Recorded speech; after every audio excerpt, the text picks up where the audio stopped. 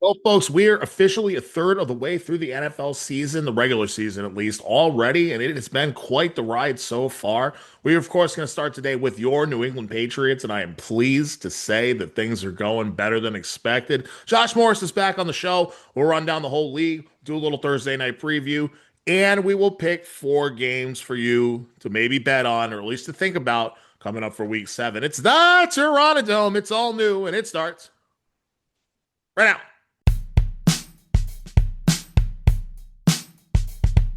The first interception led to a field goal, and the second one led to a touchdown.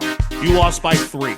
That's why you don't turn the ball over. We see it every week from multiple teams. It happens all the time, Patriots. Yeah, Pats +8, Pats money line. Book it, baby. Stop it. No. Buffalo's going down. No. That's right. That's right. That's right. Respect the flying Elvis. Buffalo's going down. Denver money line. I like Denver money line too. I like Denver money line too. I think this is the week for Philly. Denver is better than that 2-2 record for And that sure. Denver defense is pretty good. It is. That's gonna be a low-scoring game over there in Philly. I think. I'm gonna hammer the under on that game too. Known as fair and square throughout my years, so I growl at the living foul. Black to the bone, my home is your home. Well, welcome to Terranadome. Terranadome, and it starts right now. And folks, it is that time once again. Every other week in the season, I have this man join me on the program because, let's face it, it's better when it's a conversation. So Josh Morris is back on the show. Josh, how you doing today, bud?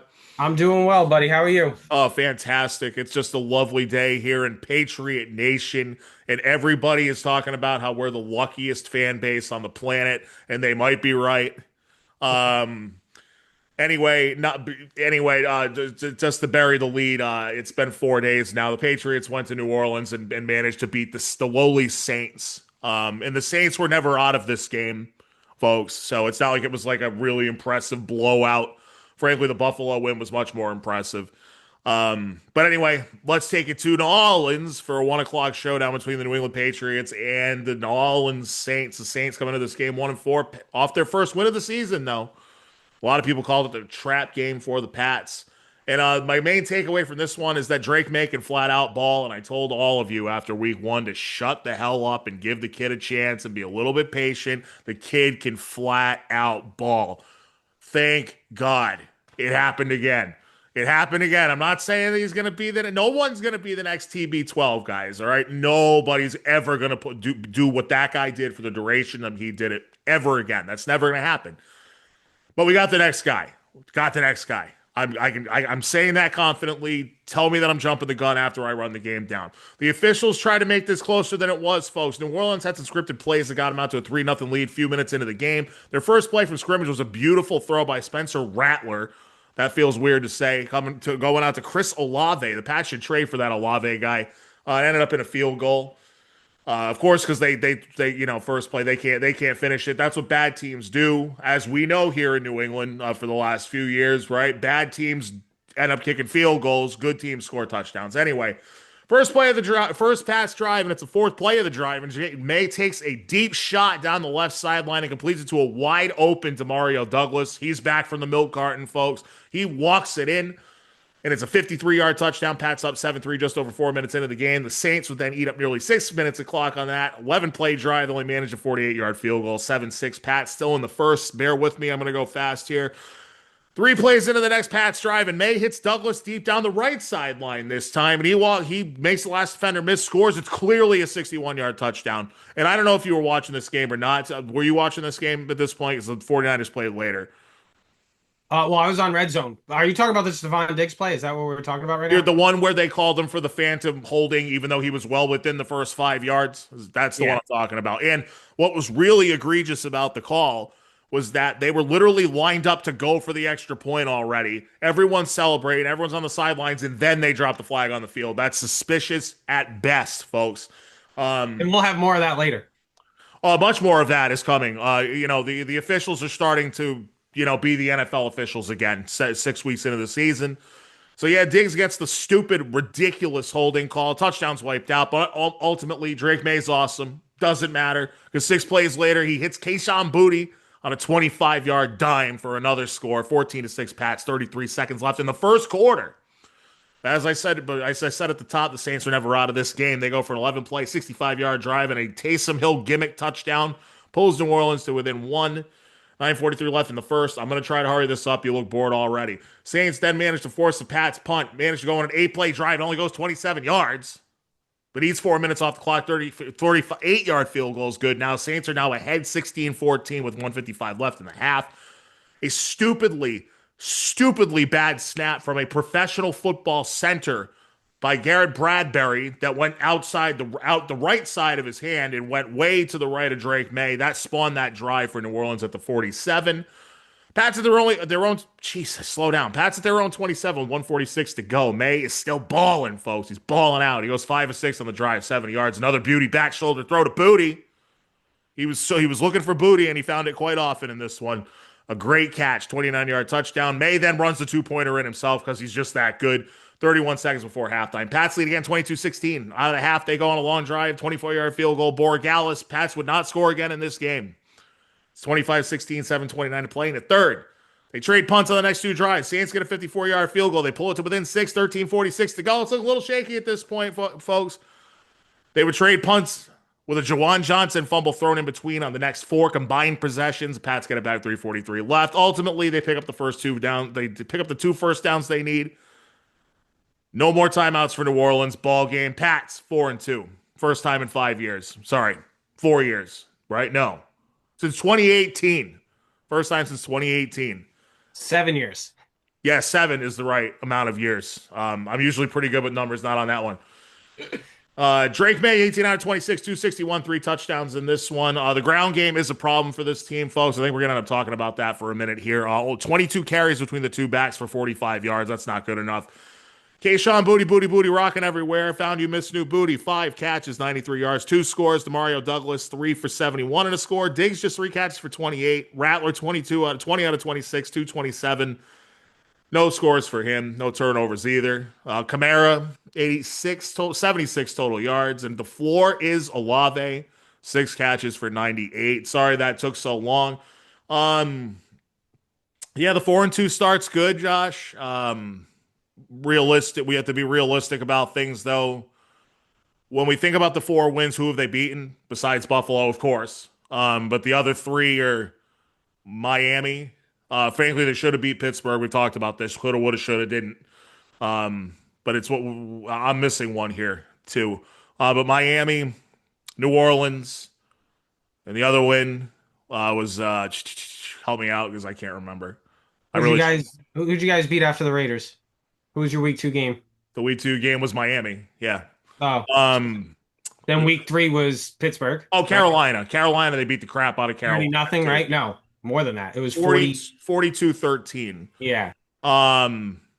So yeah, it's you guys have a favorable stretch coming up here too. You could like pad your wins here. Yeah, very favorable. They have I think they have the lowest remaining opponent winning percentage in the entire league for the rest of the season. I think it's by quite a bit too. So we're happy about the 4-2. But Josh, if they can't, Drake May is good. I don't know what you think. I don't know what your assessment is, but I said it at the beginning of the year. I thought he was going to be a good quarterback. Your text obviously was just kind of the icing on the cake for me because it came off very homerish. It came off very. So I was like, all right, relax. Because we've seen great starts, Jayden Daniels, C.J. Stroud. You see these rookie. I mean, I would still call him a rookie. I would not. He started what, week 7 last year? Is that when he came in? 5. Week 5? Yes. So, I mean, I think he just hit a full season, right? So not a rookie anymore. I get that. But this is when we start to see tape. This is when we start to see the second-year slump. You know what I mean? Like, when you've hit those 16 games, 20 games, this is when NFL defensive coordinators will start to plan against you and not plan against your team. You know what I mean? Because he's clearly a very good quarterback that now you have to plan for. When he's a rookie, you're just kind of you're almost planning against the offensive coordinator because you're thinking, what's the offensive coordinator going to do with this rookie to keep him safe, to keep him out of his own way, stuff like that. Because as a rookie, you're trying not to have your rookie, get himself killed. throw 3 interceptions, fumble the ball, run, do all this stupid stuff that you see rookies do. So a lot of good offensive coordinators. I know last year you guys didn't have a great staff. So Yeah, most that's offensive, mildly putting it. you see Kellen Moore doing it with Spencer Rattler. Every week, Spencer Rattler, I think he only has 1 turnover. He doesn't turn the ball over. He looks a lot better this year, doesn't he? Yeah, because Kellen Moore kind of has him in a bubble, but he's also not going to win you games because you have him in this bubble. You know what I mean? And then the Juwan Johnson fumble, of course, didn't help either. That was kind of the gut shot for the Saints because they were actually moving the ball. Yeah, they were. Drive. They were. And then, I think it was yards after catch, right? He had the first down. He's running. Boom. Just pops out. So, but again, like you see the way Kellen Moore is coaching Spencer Rattler, and then you see Josh McDaniels, the way he's coaching Drake May, where he's kind of opened up the playbook for him and allowing him to flourish. But now I think you'll see defensive coordinators really start to plan, okay, how do we stop Drake May? Well, yeah, they should because the running game is absolutely non-existent for this team right now. It really hasn't been since the week. I think the week 3 game against Pittsburgh was the last time they had a decent running game. And of course that was the one where Ramondre Stevenson fumbled twice. So maybe I'm wrong on that. You're right about what I think the adjustments they will make is. I'm just not sure that the kid isn't so good. We'll see because you've been right about Daniels. You've been right about Stroud for sure. So. And one thing quickly on Kellen Moore, who was the former Cowboys coordinator and the former Philadelphia coordinator, those 2 quarterbacks look better with him there too. And with him gone, you see a huge difference. You do see a bit of one. Now Prescott's playing better this year for sure, but he looked like for sure. But I mean, he also, it's almost like he doesn't have a choice. He has to go out there, throw the ball 40 times, and try to put up 40 points. Yep, because the Cowboys have the 2nd worst defense in the league. We will get to that a little bit later, folks. But next up, for the New England Patriots, they will travel to the Tennessee Titans for a 1:00 game on Sunday. The Titans are not good, and they just fired their coach, which we'll get into later. And it's also Mike Vrabel's return to Tennessee. Pats are favored by 7 in that game. Just saying. Right. Don't you feel like it should be more than that? Absolutely. It that should team be. Is terrible. They're so bad. We'll get into it. I can't wait to get into that. Because there was 2 crap bag teams. There was like 4 or 5 crap bag games this week that we're going to talk about because we cover the whole league, folks. It's the Terranadome. New Orleans will travel to Chicago and the suddenly red hot Chicago Bears, which we'll talk about way later. That's going to be a 1:00 game as well on Sunday. Now we get to go back in time to a week ago, which is why I don't like doing Thursday shows, but they do work better for yours truly. A very surprising one. In this one, Josh, I'm not doing the synopsis of this game. It's pretty cut and dry. The Giants smoked the Philadelphia Eagles. The defending Super Bowl champions go down 34-17 to fall to 4-2. The Giants improved to 2-4.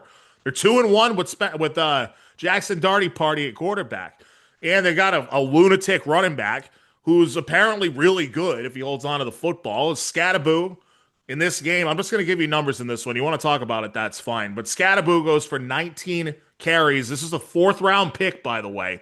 98, which just proves you don't need to pick a running back high in this league. You don't, okay? 98 yards and three touchdowns for Cam Scattaboo. Darty Party went 17-25, 195, a touchdown. He had a 58 on the ground, another touchdown. So it seems like he's being schemed up pretty well. Wan'Dale Robinson had a nice game, 6 for 84 and a score. Jalen Hurts actually threw for 283 in this game. Easily his highest yardage total of the season. Did have a touchdown through the air and on the ground, also threw a pick. And that interception led to Scattaboo's 3rd touchdown of the night. Saquon Barkley, just 58 yards on the ground. He does not look like the same guy at all this year. 110 yards and 9 catches and a touchdown for Dallas Goedert. A.J. Brown, who's going to want out before too long, 6 catches for 80. By the way, an A.J. Dillon fumble, the backup running back, with 7 minutes to go, definitely killed the night for Philadelphia. What do we make of this one? Are the Eagles actually in trouble, or are they playing with their food? No, I think they're in trouble. We've been kind of preaching on it all year that none of their wins were convincing. They don't look like a good football team. And it's weird because you just won the Super Bowl. They didn't have a lot of turnover. I know they lost Kellen Moore. But other than that, player-wise, personnel-wise, you didn't lose a bunch. You still have the offensive player of the year. But he clearly 400 plus touches and he looks it. We doesn't talked look- about that. We talked Yeah. about that. That was going to happen. He looks like I wouldn't say a step, but like he's definitely the explosiveness isn't what it was last year, where he was popping off and it felt like an 80-yard run every game. You know what I mean? So I think they're in trouble. I think they're trying to pass the ball more now because of AJ Brown. I think that's putting a wrench in their offensive play calling scheme. And their offensive play caller, his scheme isn't very comprehensive. It's not very difficult to scheme against. It's very vanilla. Yes. And I think defenses are honing in on that. And the Giants aren't a bad defense. Their offense just isn't very good. And again, Jackson Dart didn't throw for over 200 yards. I don't think he has once yet. No. But they seem to be winning. So I mean, I guess it's the right move by Dayball, but I think it's more the way he was coaching with Russell there and the way he's coaching with Jackson. Yeah, absolutely. And I mean, to be frank with you, they've scored 20 points or less in 3 out of their 6 games so far. So sometimes that offense isn't there. 33 that week against the Rams that there were definitely turnovers in there. And then I guess the Tampa win's pretty impressive, but still. Yeah, but I mean, in the Tampa game, they went the full second half without scoring. Right, exactly. And he was 0 of 8 throwing the ball too. So Yeah. Kellen Moore probably made a difference there in Philadelphia too. I'm not feeling at all like a repeat, and not for this team. But I also feel like the league, maybe more so than in a long time, is totally wide open right now. There's no one that looks unbeatable from week to week. No one. That's why, it's there for the taking. Like, that's why Pats fans should be excited. Oh, by the way, back in first place in the AFC East. But you should be excited because you do have a cupcake buttercup schedule, and it's real. The playoffs are very realistic at this point. I've even had my most negative friend come around and say, well, they could definitely win 11, 12 games. Like, it's happened that quick. Yeah, I mean, I think, I don't know if you were at where I was with 10 wins, and I felt pretty confident about that. 10-7 is what I said. Yeah. Now 4-2 with, again, I think you got Cleveland coming up, Tennessee. Like, you don't have a super tough schedule. You got Buffalo again. We'll see if they can right the ship because they look like crap right now. All of a sudden. And we'll talk about them. And I'll mention, I don't know if you have the stat. I have a stat about their record. So we'll see what that division ends up looking like. But obviously the Jets and Miami aren't going anywhere. Nope, not at all. It will be between the Pats and Buffalo. But something I don't think that any of us would have thought before the season started is that the division is absolutely in play for the Patriots here. Next up for the Giants, they will go to Denver in a really tough spot on Sunday at 4:05. Yep, that's correct. I was looking at the wrong game because it's the next game. We're going to talk about that awful London game in a second. Philadelphia will travel to Minnesota. That's not going to be an easy spot for them. 1 That's o'clock. gonna be a very good game. That should be a good game, even with Carson Wentz likely to start again. He should, and it's a revenge spot for him too. Don't forget that. Yes, I've come around on Wentz a little bit. We move to yet another game in London, and the third week in a row with a friggin' game at 9:30 in the morning. The aforementioned Minnesota Vikings. Yeah, well.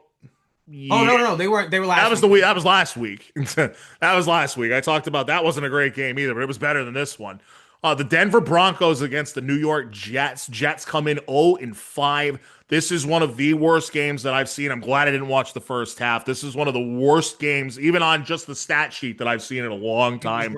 It was gross. I watched the whole game. It was gross. Abysmal quality of football. Downright gross. I'll just give it to you real quick. Bo Nix, 174 yards and a touchdown. Dobbins, 40 yards on the ground. Evan Engram, 5 catches for 42. Troy Franklin, the Broncos wide receiver, lost a fumble that led to the Jets field goal early in the first. Justin Fields, an incredible 45 yards passing in this game. Sacked 9 times. That's the most by any quarterback in any game this season. He ran it for 31 yards. And because poor Breece Hall can't do a damn thing with this team right now, they should just trade him if they're going to be this bad. 22 carries for 59 yards for Hall, who is a damn good running back. Since you watched the whole game, you got any takeaways? Besides just the Jets are so bad and the Broncos almost let them win the game anyway? Yeah, I was about to say, like, if you're the Broncos, are you blaming jet lag? Because how do you let this team even come close to winning? What was weird is the line was only 7.5 too. Yeah, I mean, Denver, you look at paper, they are head and shoulders above this team. Like, the Jets aren't very good at all. No. Their defense is overrated. Like, every year we hear about how good the Jets defense is. Their defense isn't very good. Their No. offense is absolutely terrible. I don't understand. I don't even understand the point of going with Justin Fields when you had other quarterbacks available in the free agency group or even trade. Like, they have money. Like, I could have seen them going for Kirk Cousins. Why? Like, why did you go with Justin Fields? Like, why? What has Justin Fields shown to you that makes you go, this guy is a starting quarterback that could win us 10 games? Like, what makes you think that?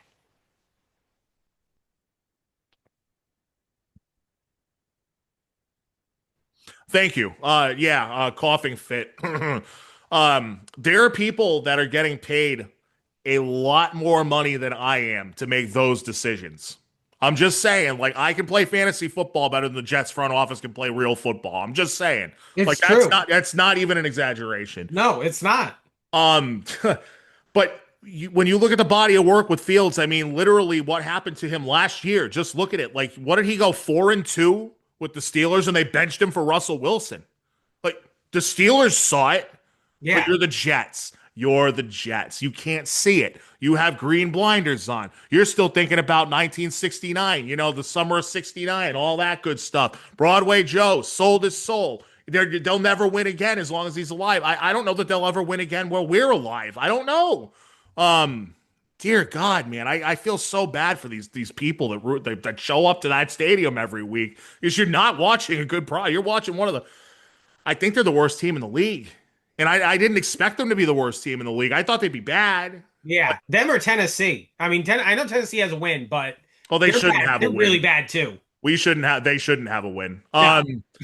And I can't wait to get into that game yet either. We're spending too much time on the Jets, folks. The Broncos should be embarrassed despite getting out of that game 4-2. They really should. You go to London, you put on that performance. Give me a break. No wonder those Brits don't want the NFL over there. We already mentioned Denver will host the Giants next Sunday at 4:05. The Jets will face the Carolina Panthers at 1:00 at home. God. At this point, Carolina looks a hell of a lot better than the Jets do. They really do. Yeah, that's not saying anything. So, let's go to more Pute football. I think I got two or three more to get through here. Cleveland, who traded away Joe Flacco last week and went with Dylan Gabriel, and I don't know how long that experiment's going to last at this rate either. Shador Sanders is ready and waiting. I guarantee you that, folks. That kid's hungry.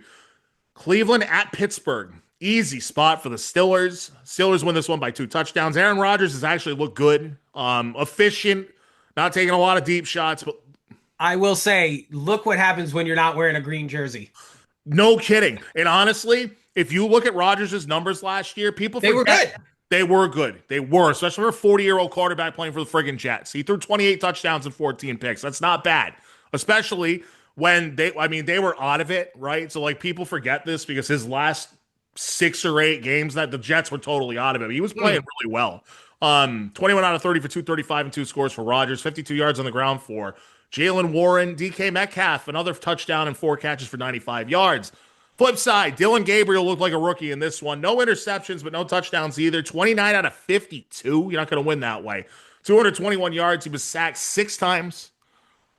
Veteran coaching staff in Pittsburgh, veteran defense. Quinshawn Judkins, just 12 carries for 36. Harold Fannin, the rookie tight end, he looks good, 7 catches for 81. Jared Judah, 5 catches for 43. Anything you want to add about this one? Is there anything to add here? No, I can't believe that Cleveland threw the ball 52 times. Like, that's and it with produced Dylan Gabriel. Like, and what are you doing? and it produced. They were probably like 45 checkdowns too, like like under 10 yards. You know what I mean? 29, and he completed 29 passes for 221. Just not great. We expected Cleveland to be about this bad though. I think I will say though, Stefanski is probably shaking in his boots because if he ends up having to put Shador in and Shador plays well, he's probably out of a job. he's out of a job, right? Because you wanted to put him third string. You wanted, like, I don't know, in preseason he didn't look terrible. He didn't. I mean, he won a game in preseason, so it's like, and I get it's preseason, but isn't that what preseason is for you to see Gabriel versus? You knew Flacco was the starter, right? We all knew Flacco was going to start. So wasn't it for you to gauge Gabriel and Shador to kind of see, okay, who's the backup? A coaching staff that has a clue that's what they would have done. Yes. And I get that now there were only 3 games, so Flacco didn't play a snap in the preseason. You had 3 games to evaluate these 2 kids. But ultimately I think it comes down to this much. They picked Gabriel in the 3rd round and they picked Sanders in what, the 5th?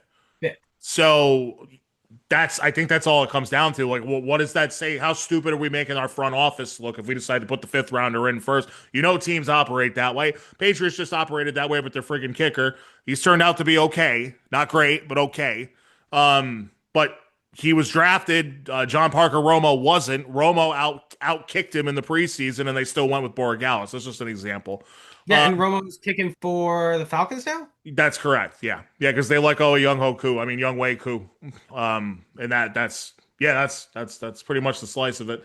Cleveland will host another team that is also bad. I was about to give away the record, but we haven't gotten to the game yet. They will play Miami at 1 o'clock on Sunday. And Pittsburgh is at Cincinnati tonight on Thursday Night Football. We will talk about that game. I've got a hot take for you for that game. We will talk about it. He already knows what it's going to be. He already knows Joe Flacco starting for the Bengals. I was going to say, I was surprised you didn't get a jersey. Oh, yeah, I know. Well, I have to get the Flacco Cincinnati jersey now. I was going to get a Baker Mayfield jersey, but damn, now I got to go get another Flacco jersey. Nah, I'm out of my mind. I'm not going to do that. Enough's enough, all right? 2 years ago was fun. But yeah, that's the ticket for tonight. Pittsburgh favored by 5.5 currently in that game, by the way. And again, you feel like it should be more, but we'll see. Absolutely. You would think, but I don't. Bengals money line. We'll get to it later. All right, more crapback football. You ready? The Rams traveled to Baltimore for a 1 o'clock tilt last Sunday. Yeah, I know. We have to talk. I know we got to talk about them. I know. I don't want to either. I have way too much in my notes for this game. I'm going to try to consolidate it. Basically, Baltimore put up 3 points, and Cooper Rush was benched in favor of Tyler Huntley. That's really all you need to know. I was going to say, that is pretty much, at that point, how the game went. That's how it went for Baltimore. The biggest news coming out of this one is the Puka Nacua injury. Might be out for a week or two with an ankle. Of course, this game was tied 3-3 going into halftime, Josh. And wouldn't you know, I had the over on 44 points. So very smart. I had a really great week of betting last week. Rams had time of possession was 22 minutes, and they only put up 241 yards of offense. That did not matter. It was more about this was more about the Rams' lack of offense than the Ravens fixing their horrendous defense, which is still horrible. Puka went down pretty hard trying to make a leap and catch over a defender. The defender actually landed on top of him. I think it was in the end zone. It was initially reported as an ankle. He did try to return. Did I say retry? He just tried to return, and he did try to return in the second half, but he was. It looks like they held him out. They didn't let him go back in. 4 targets, 3 catches for 28. Stafford, 181 yards, a touchdown, 2 fumbles. He lost 1. Kyron Williams, 50 on the ground and a touchdown. Devontae Adams, 9 targets, 4 catches, 39. Tyler Higbee, 4 for 40 and a touchdown. 13 to 26 Stafford attempts went to Nacua or Adams. That's now 121 out of 209 on the season. 58% of his pass attempts have gone to 2 receivers. Yeah, and I think it showed when Puka went out how he almost seemed lost. Like he didn't have his banky. Yeah, because Puka gets open at will, so he knows that he knows the guy's going to be open. So, hopefully it's not a high ankle for Puka there. On the other side, Cooper Rush completes 11 passes for 72 yards. He threw a pick and lost the fumble. The interception did not lead to points because Stafford fumbled it right back on the next play, but the fumble didn't lead to points, but he was benched after that fumble in favor of Tyler Huntley, who I think went 10 out of 15 passing. Derrick Henry, 24 carries for 122 yards in the loss. I bet he's thrilled right now. Dave Flowers, 6 for 46. He lost the fumble. That led to a Rams touchdown. Ravens desperately need Lamar Jackson back. I think they're going to have that out of their bye. A lot of people seem to think that the Ravens can still climb out of this thing. What do you think? No way. No, their defense is absolutely terrible. I agree. Even if you get Lamar back and he's putting up points, they've already proven when they lost to Buffalo, you can still lose by scoring 40 points. Sure and can. If you can lose scoring 40 points, you're going to lose more games than you win. That's just the way it goes. I couldn't agree more. I think people are absolutely nuts for thinking that this team's going to go on a run and end up like, 10-7 or something. You're out of your minds. This is historically bad, this defense. You're letting them 33 points a game. Get your head out of your ass. Baltimore is on the bye week, as I mentioned, and the poor Rams will travel to London next week to play the Jacksonville Jaguars. Isn't that great? Another 9:30 game, fourth week in a row. And Roger Goodell wants every team to have an international game soon. The league, it's just every league does this to themselves. WWE is doing it to themselves right now. It's the same thing. You're getting too big for your britches. Speaking of Jacksonville, they hosted the Seattle Seahawks on Sunday, a 1 o'clock game.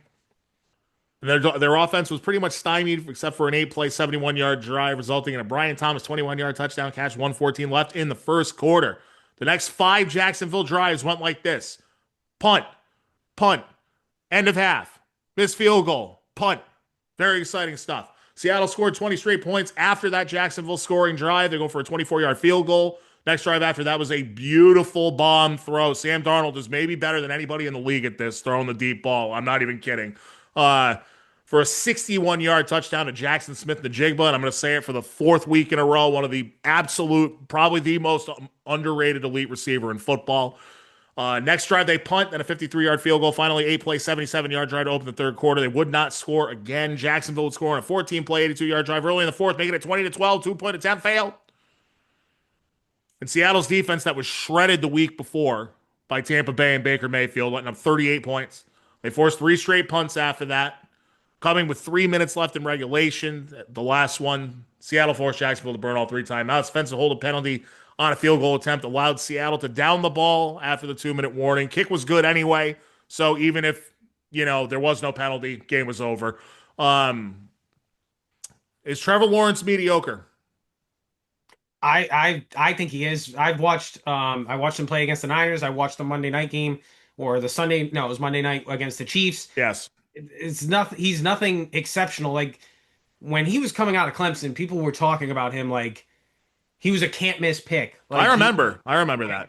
He was going to be a top 5 quarterback in the NFL. And we're 5 or 6 years in. He does not look like that. And I don't think that's going to change. 6 years? Yeah. Sorry, go ahead. No, I just don't think it's going to change. I think at this point you've seen his body of work. That's what you're going to see that. Yeah, I mean, every once in a while he pulls a throw out of his ass that you can't even believe, but he's not consistently good.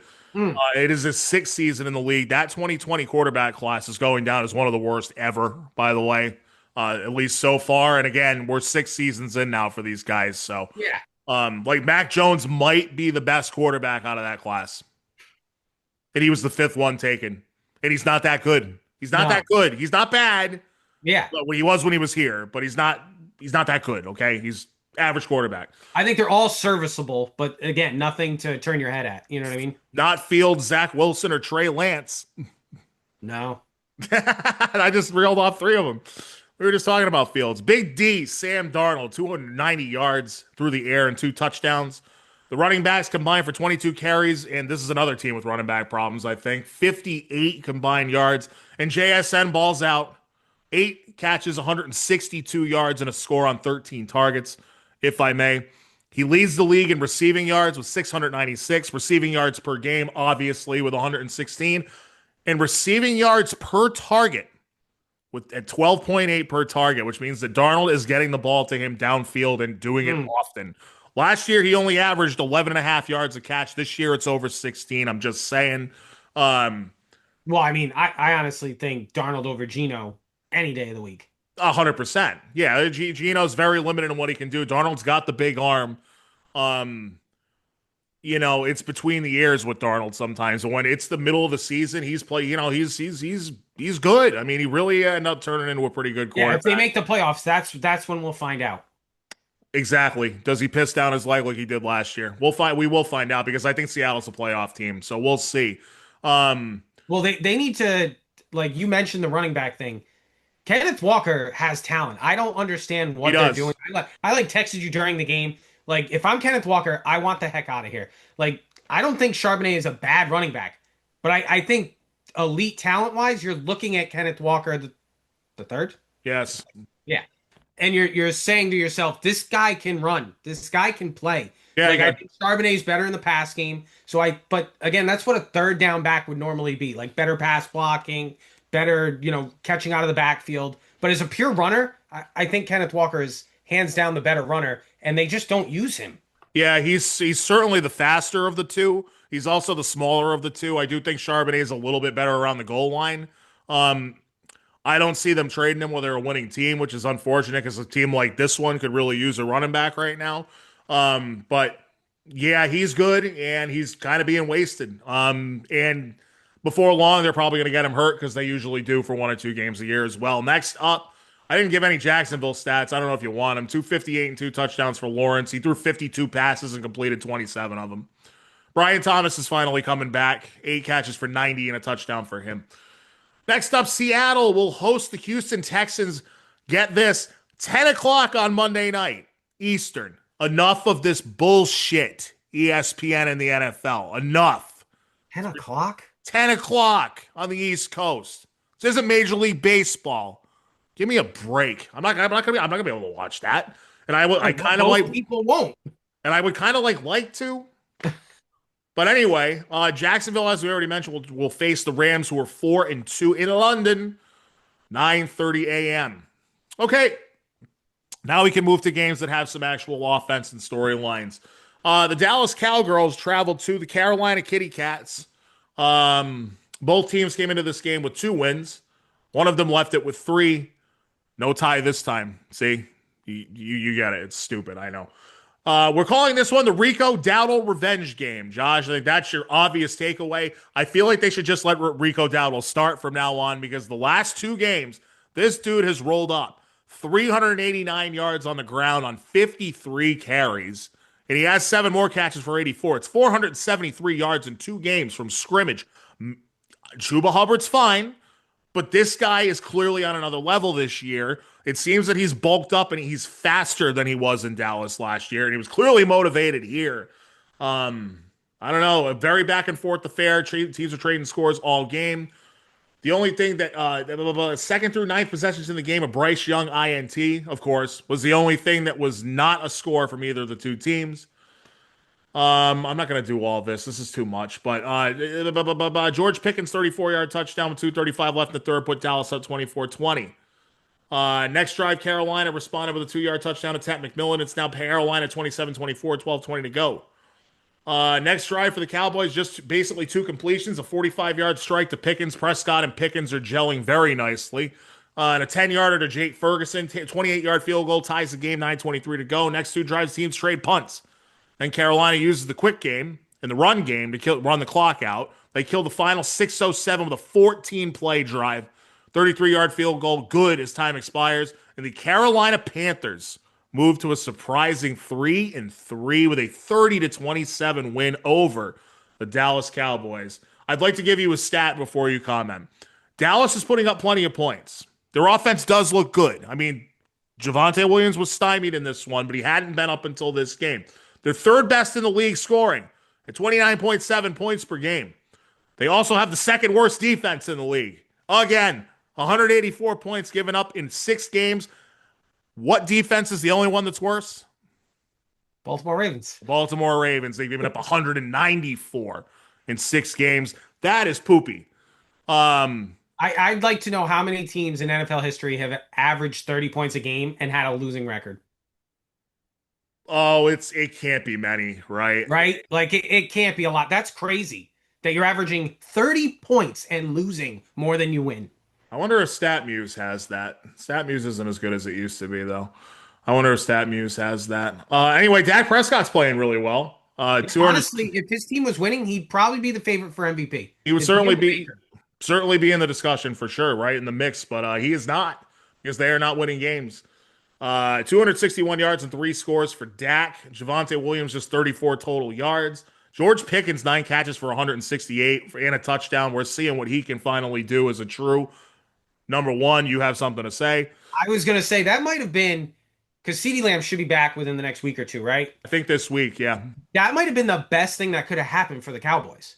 Because if you have CeeDee Lamb on the field healthy, you're not getting this connection between Prescott and Pickens. That's not happening. because obviously he has a familiarity with CeeDee Lamb. And now I think that's going to open up the passing game even more when you get CeeDee Lamb, because now he's going to have familiarity with both of them, and he's going to feel like he can throw the ball anywhere. And they're not going to be able to double either of them.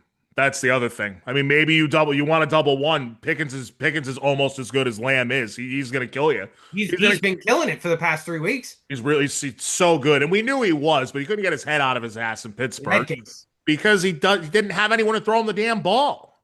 So all the receivers want is the damn ball. You keep feeding them, they'll be happy. If they're that good, you keep feeding them.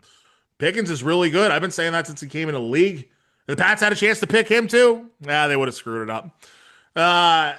Ferguson, 33 yards, 3 catches and a touchdown. Bryce Young, 199 yards. Did throw three touchdowns. Also threw a pick. That pick led to a Dallas touchdown. Young has thrown for under 200 yards in 5 out of 6 games this year. 5 out of 6.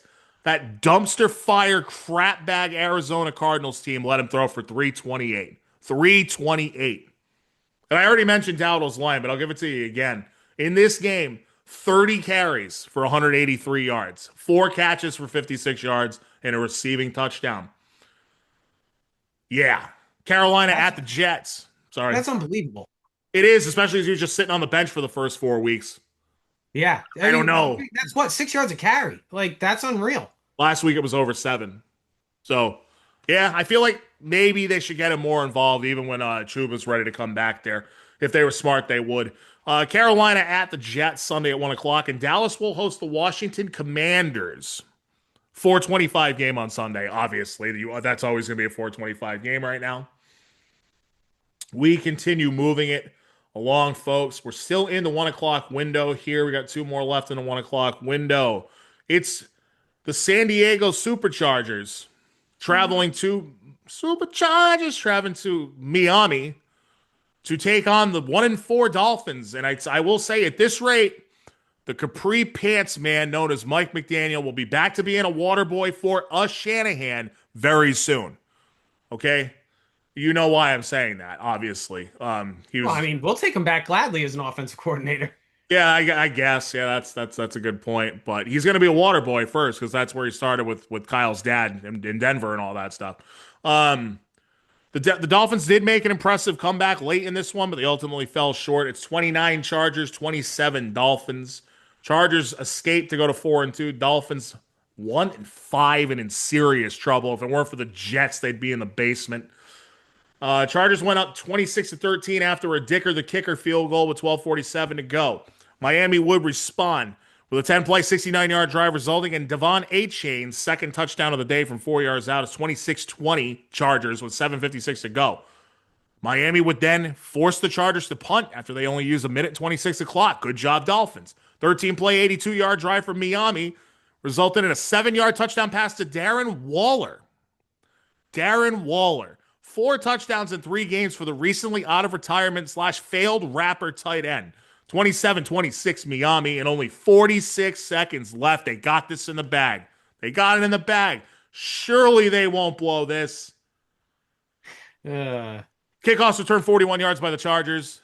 Here we go. 2 plays later, Herbert hits Ladd McConkey for the dagger, a 42-yard catch and run all the way down to Miami 17. Chargers would then run it 3 times, force Miami to burn their timeouts, and a 33-yard Dicker the kicker field goal wins it for the Chargers, who escaped Miami. 4-2, 29-27. When are we going to talk about CTE Tagovailoa? When do you want to have that conversation? 205 yards, a touchdown, and 3 picks for Tua in this game. That's not going to get it done. He has 7 through the first 6 games. First 2 picks led to 10 points. The last one came in the last play of the game with Miami on their own 35 with only 5 seconds left. But 7 interceptions and 3 lost fumbles for Tua through 6 games. Remember when everybody wanted a tank for Tua that year that he was coming out? Remember that? I do remember that. I do remember that. Not so good now, is it? He's very much a have to scheme him up system quarterback with a weak arm and not very good decision-making skills. Yeah, well, it's funny. And then he had the gall to like come out and, call out people. It's like, how do you call people out when you're the one giving the ball away? I think it's early stage CTE. That's not even really it's not even that much of a joke, really. Dude's gonna have his brain scrambled. By the next time he decides to run out of the pocket and takes a hit, his career is gonna be over. We said that last time too, though. So yeah, Devin A-Chain is a stud on this crap bag team. 16 carries, 128 yards, 2 touchdowns for him. Jalen Waddle with a nice 6 catch for 95-yard game. Reports are that a lot of teams are interested in Jalen Waddle right now, as they should be. Miami would be stupid to trade him, considering that Tyreek Hill's probably done. No other Miami pass catcher had more than 4 catches or 22 yards. Justin Herbert, 29 out of 38, 264, 2 touchdowns for Herbert. Kamani Vidal, third man up in the Chargers backfield, 18 carries for 124 and a touchdown through the air. Ladd McConkey, 7 for 100 and a touchdown. Oronde Gadsden the second, 7 catches, 68, lost a fumble that led to the Miami touchdown. Any thoughts on these two teams? I mean, I don't know. I'm still, the last like 3 weeks, I'm concerned about my Superchargers only because they haven't looked great, especially after like the first 3 games where they started out so strong. They haven't looked very good. So I'm wondering when we're gonna hit ahead with them. Are they gonna get through this and excel, or are they gonna plummet? I think that next week will be a good test for them because they are going to face the Indianapolis Colts at 4:05 at home. While Miami, I believe, is traveling to Cleveland. I have versus Cleveland, but it's to Cleveland. A battle of 1 and 5 teams. Great. 1 o'clock game there. Speaking of the Colts, they faced the wonderful Arizona Cardinals, who actually had a chance to win this game because Kyler Murray didn't play. So you had Daniel Jones versus Jacoby Brissett. Actually interesting. Who would have thought? No, this was a good game. This was a good game. And I have in my notes here, Brissett plays better than Kyler Murray has in any game this season. Why am I not surprised? I don't know. Because Indy's defense has actually been pretty good, too. So, riddle me that. Arizona was actually in a position to win this game with 9.5 to go as they held a 27-24 lead, believe it or not. But the next play, or next drive, is a 9-play, 66-yard drive aided by a 15-yard face mask. Penalty on the defense. Jonathan Taylor, 1-yard splash. 31-27 Indy, but still 4.5 minutes to go. Starting at their own 13, Brissett led them down the field. Completed his first 4 passes on the drive for 56 yards with a 12-yard scramble. Misfired on a 2nd and 7. Takes a sack on 3rd and 7. Now it's 4th and 7 on the Indy 9-yard line, and Brissett is off the mark. Turnover on downs. Colts barely hang on, and they go to 5-1. I thought they were going to be one of the worst teams in the league. Eggs on my face. That's going to be my worst take from the preseason show, I think. Egg is on my face. 5-1. Daniel Jones, 31-27. I will have a Daniel Jones stat and question for you in a moment. Jacoby Brissett played well. Better than he did in any game in New England last year. 320 yards, 2 touchdowns and a pick. The interception did lead to a Colts touchdown. Zonovan Knight, I don't know, he had 34 yards and a touchdown. He's like their 5th string running back or something. Trey McBride, 8 catches for 72 and a touchdown. Zay Jones, 5 for 79. Marvin Harrison Jr., probably the storyline of this game, leaves with a concussion, uncertain for week 7. Daniel Jones, 22 out of 30, 212. 2 touchdowns and a pick. 20 rushing yards and a rushing touchdown. The pick did not lead to points because Jacoby Brissett threw it right back to the Colts 2 plays later. Jonathan Taylor's awesome. 21 carries for 123 and a touchdown for him. His 115 carries, 603 yards, and 7 touchdowns all lead the NFL. I was going to say, front runner for Offensive Player of the Year right now? I would have to say so. I think it's going to come down to right now. It's coming down. It would come down to between him and Bijan Robinson, which we'll get to that a little bit later in the show. I'm sorry, I'm going too fast. What did you say? I said Bijan is so good. Oh, it's ridiculous how good he is. It's awesome. Except I only have him on one team now. Also, Taylor has more catches this year than he did in each of the last 2 seasons. It's only 20, but still. Anyway, where was I? Oh, Tyler Warren, 6 for 63. Josh Downs, 6 for 42. Michael Pittman, 2 for 20. I have a question about Daniel Jones, and I want to hear your take on this. Is this breakout season for Daniel Jones more because of the Colts coaching staff, or are the Giants just that bad? I'll give you my answer in a minute. I want to see what you have to say. So I think it's the Giants are that bad. I said it to you last year when he was playing. Their offensive line was terrible. They really, for like 3-4 years, they didn't do anything. They paid him $40 million, but didn't want to put a line in front of him. You put him on a team now with a really good running back and a really good offensive line, and he's allowed to make plays. Now, granted, I don't think he plays with like the anticipation of an elite quarterback, where I feel like the read needs to be there. He needs to see it. He can't anticipate those throws, but he's still playing at a level where you're 5-1. So he's not losing you games and not playing like the joke that everyone thought he was while he was with New York. Yeah, I think that's a pretty good assessment. He's always been an anticipation quarterback, right? But he's certainly playing at a much better level. To me, just to answer my own question, I kind of think it's a little bit of both. Like, there's definitely a factor with the Giants and just being just a terrible organization that wouldn't put anything around him. That is true. What I also think is true is that Shane Steichen, Colts head coach, used to be a quarterbacks coach, used to be an offensive coordinator, and also after Jones was released by the Giants last year, he went to Minnesota. He got to work with Kevin O'Connell, another guy who's really good with quarterbacks. So I think that it's a combination of all of those things. Jones is completing passes at a 7% better clip than he was as for his career average. He already has as many touchdown passes this year as he did last year in 161 fewer attempts. So it's been a nice story for the Colts through 6 weeks. I don't like the Colts for a lot of obvious reasons, but I hope that it continues for the sake of Daniel Jones. Everybody liked to poop on that guy, so good for him. As we already mentioned, Colts will go to the LA Chargers to face the 4-2 Chargers. That's going to be one of the best games of the week, if not the best. It's going to be one of them at 4:05. And the poopy Arizona Cardinals that have lost 4 games in a row will host the Green Bay Packers at 4:25. Thankfully, we can watch Commanders-Cowboys instead at 4:25. I know. I mean, the Packers should absolutely obliterate them. They should. They're only favored by 6.5. They should. I agree with you. Okay. Now it's time to have some fun. The Tennessee Titans traveled to the Vegas Raiders, where the Raiders were heavy favorites in this game. And they did win it 20-10.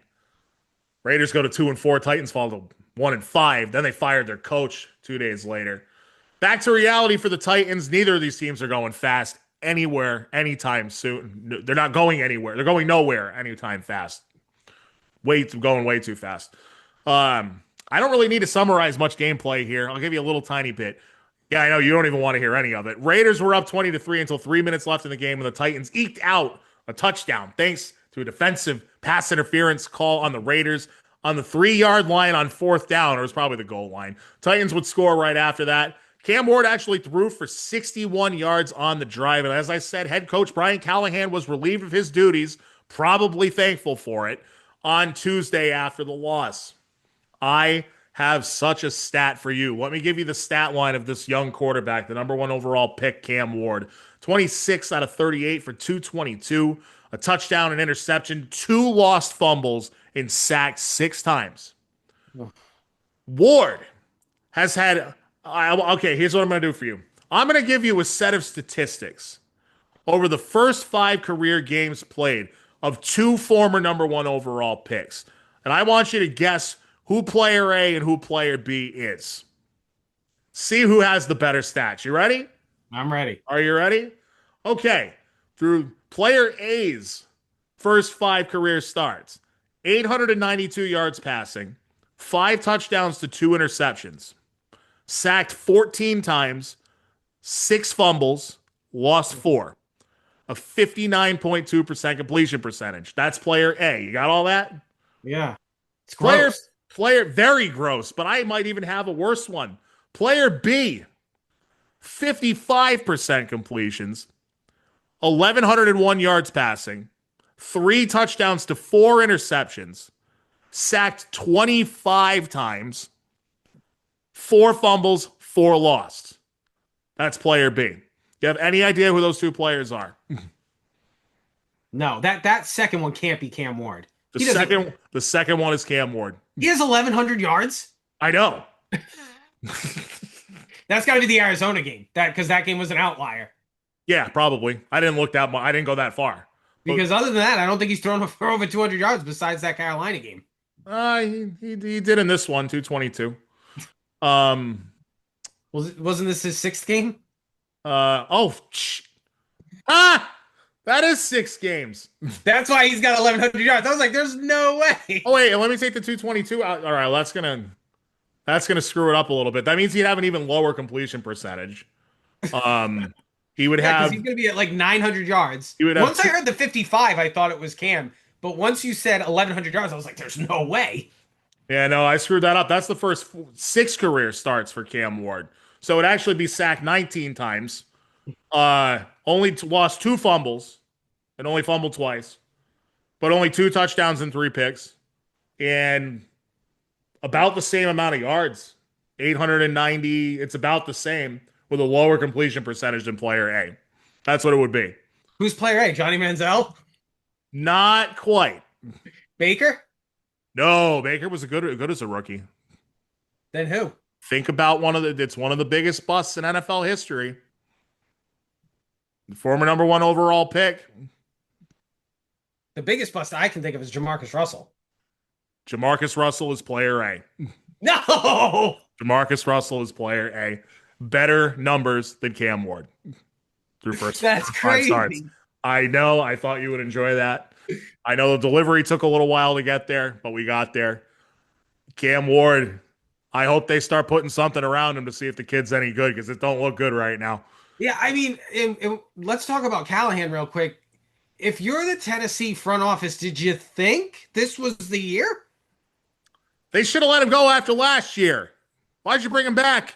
It was 1 year. His team stunk last year, too. You had friggin' Mayo Boy as your quarterback. Like, do you mean dunk the bananas in the Mayo Boy? Yeah. Like, so gross. I don't know. If you're the Tennessee Titans front office, you just were the worst team in the NFL. Hence the reason you had the first pick. All you did was get a quarterback. Was that all of a sudden, okay, now we're gonna make the playoffs? Like, I don't like you and I on the preseason show, we said they're gonna be one of the worst teams in the NFL. Oh yeah, we knew. Yeah. It wasn't hard to figure out. So I don't understand. Either A, don't bring him back, or B, don't fire him, because like you knew you weren't gonna be good. You can't blame the coach. Reports are out of Tennessee. Reports are that the new owner is harboring a very bad work environment. So take that for what it's worth. Tennessee's running backs, 15 carries for 65 yards. On the other side, Geno Smith, typical Kyler Murray, Geno Smith line, 174 yards, a touchdown and a pick. Ashton Janty being wasted, 23 carries for 75 yards for him and a touchdown. Trey Tucker, 5 for 70. Jacoby Myers, soon to be traded, 4 carries, 4 catches for 39.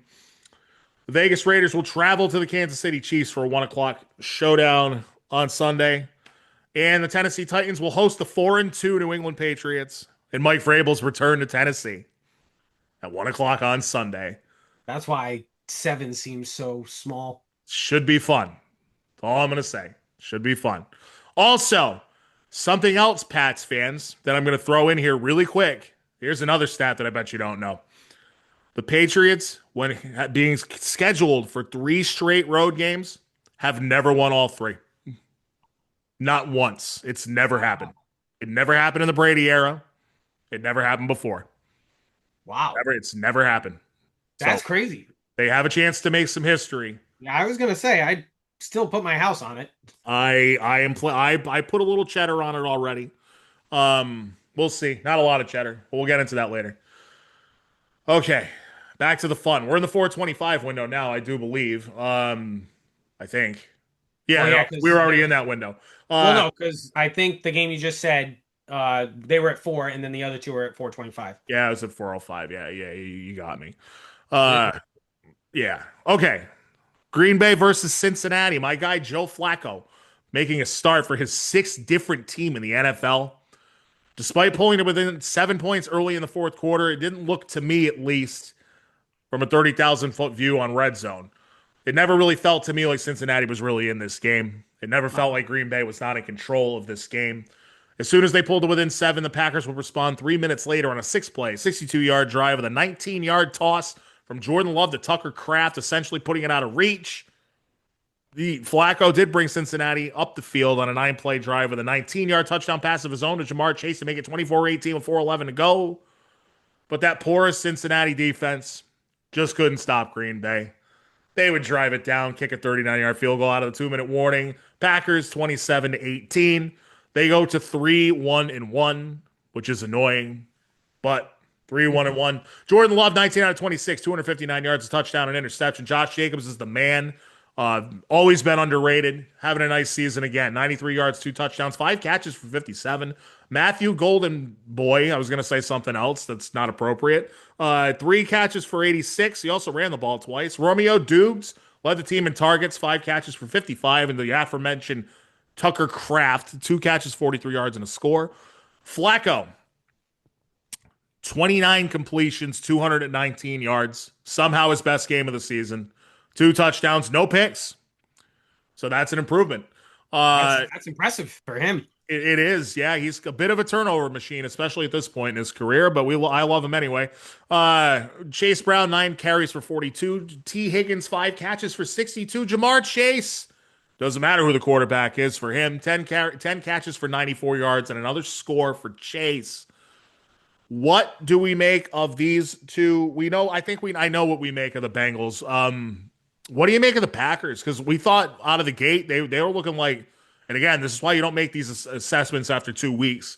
But the Packers I feel like they're a really good team, and they're not, they don't have all their guys either. So Reed's out, Watson's Watson, out. yeah, yep. I don't know. What do you make of your NFC rival that you probably don't like very much?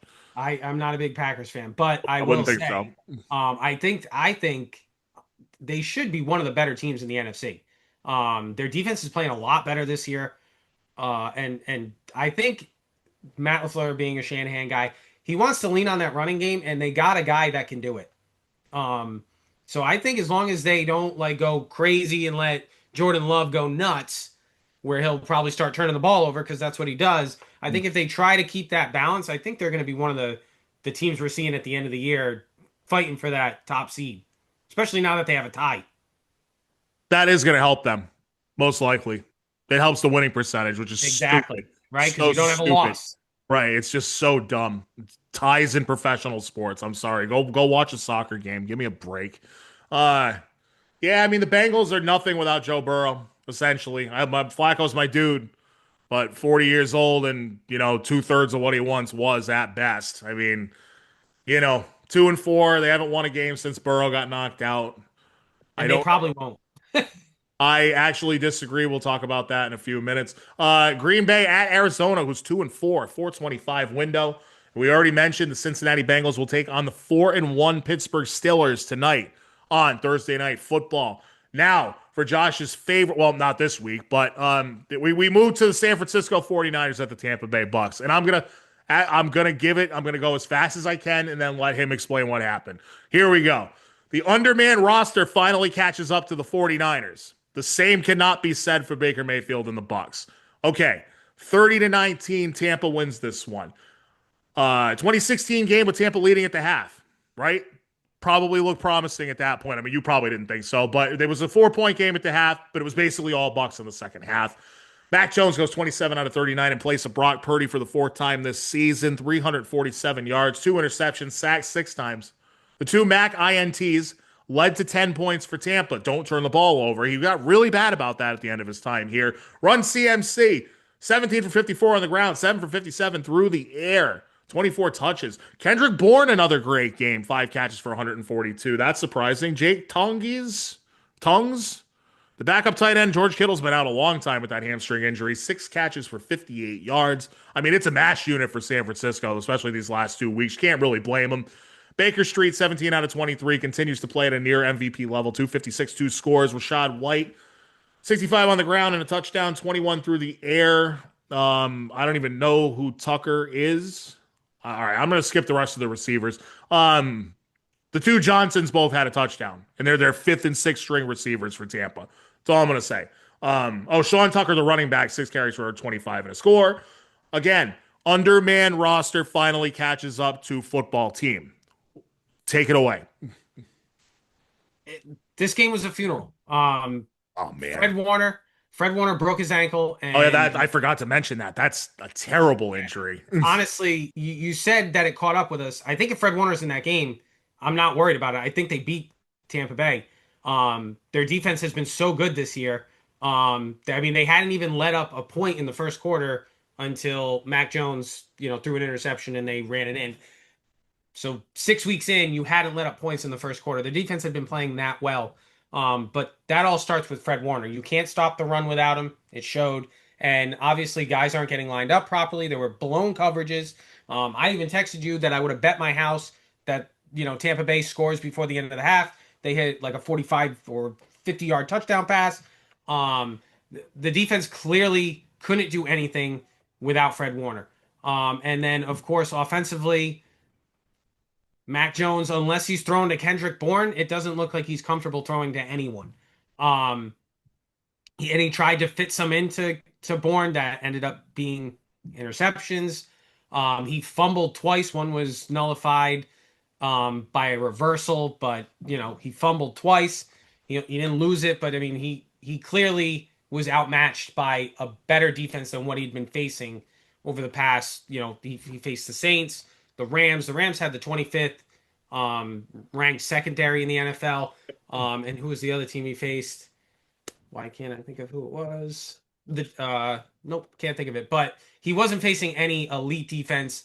I think Todd Bowles, a very good defensive coach, and obviously confused Mac, made some really good schemes to get to the quarterback because Mac hadn't been sacked a lot in his starts. He got sacked 6 times this game. Obviously football's a war of attrition. You got to fight through injuries, but the 49ers are like really good at getting their entire team killed. So I don't know what they're going to do. I said it to you. If I was the Niners coaching staff, I would tank from here on out because I don't even think if you make the playoffs, you can make a run. Your defense, without Bosa now, without Warner now, I don't know what you're going to do unless you make an acquisition to make your team better. You can't just do it with the next guy up. That's not going to work.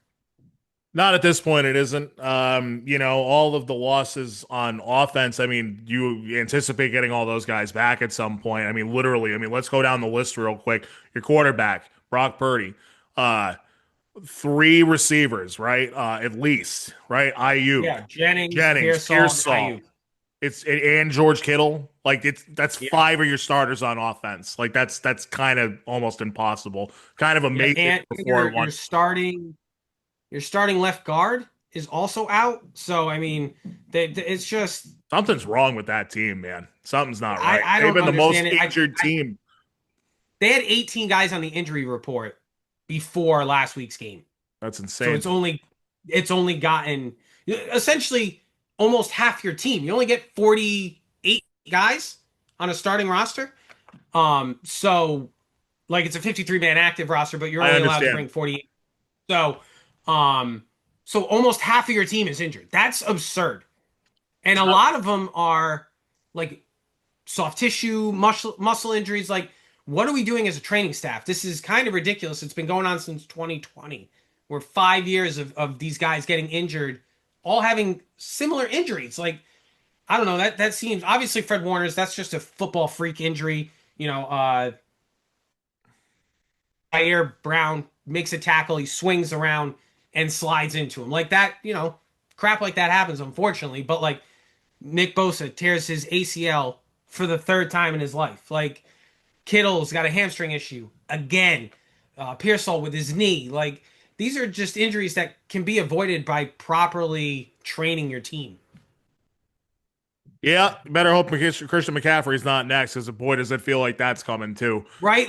Of all the guys that, if you were like, Josh, place money on who's going to be injured this year, I would have put my house on CMC. And they're working him. They really the guy's are. Gotten almost 20 touches a game right now. It's insane.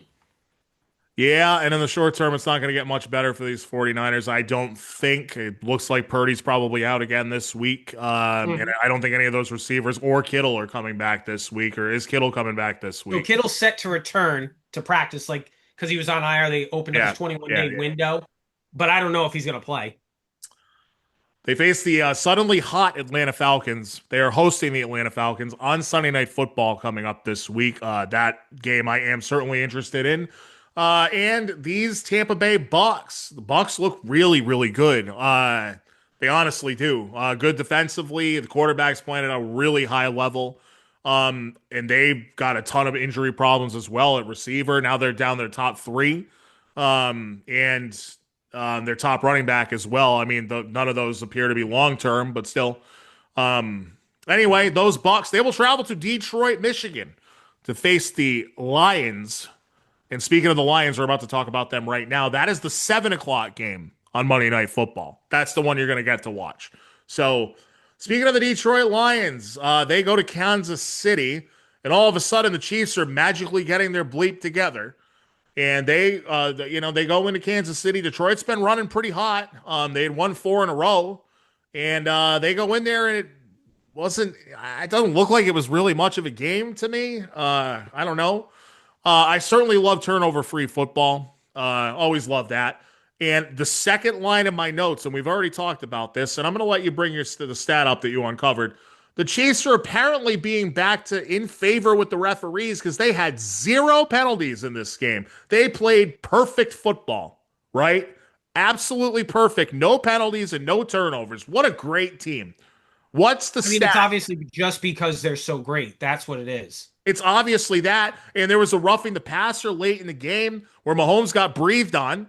And they called, there's another phantom roughing the passer called screwed. Detroit. I got a stat for that too, if you'd like that. Oh, sure. Well, what's the stat about teams? Apparently, there's a stat about teams that commit 0 penalties.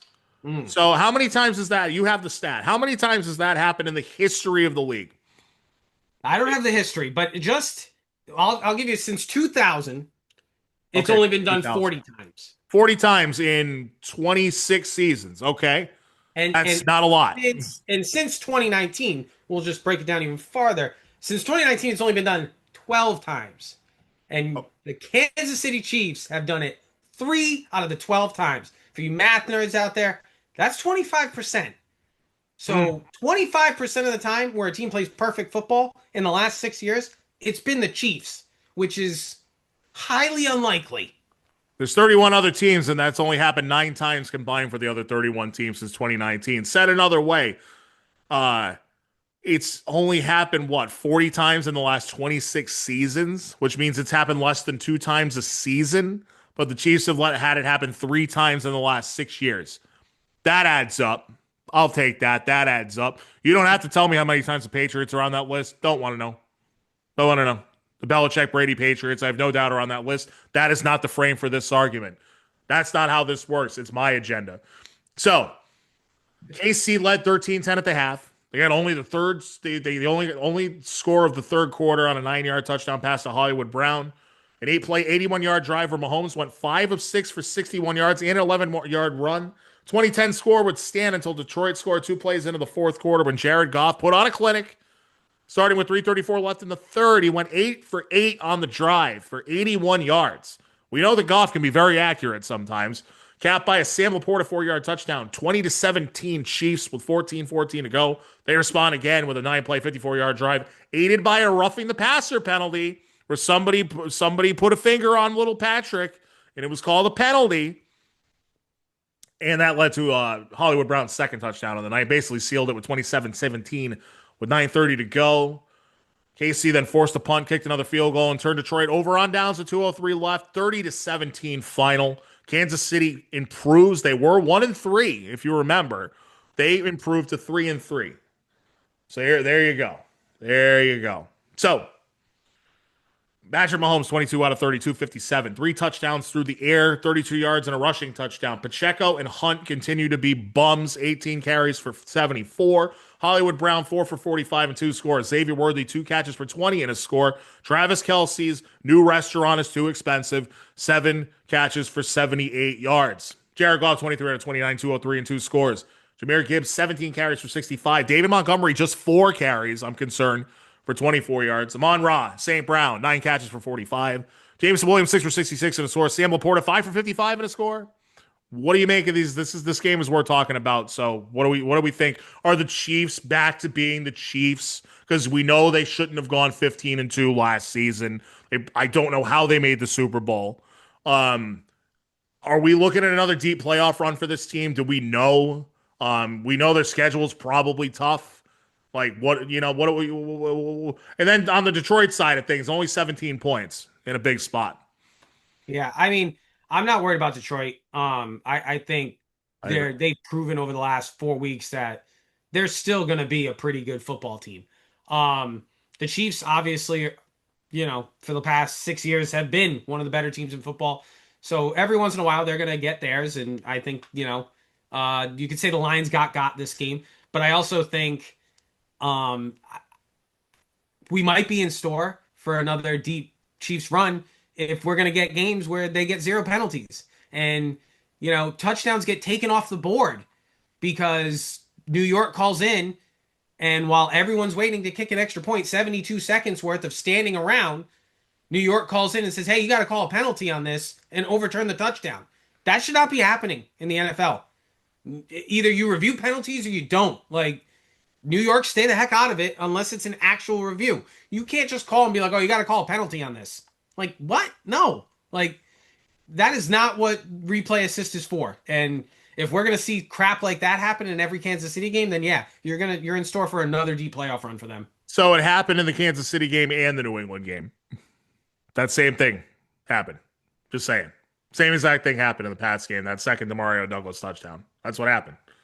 I described it earlier. Yeah. Yeah. And that's not what replay assist is for. No. Replay assist is, like the Travis Kelce ball that clearly hit the ground. Replay assist should have called in and said, no, that's not a completed pass. The ball's on the ground.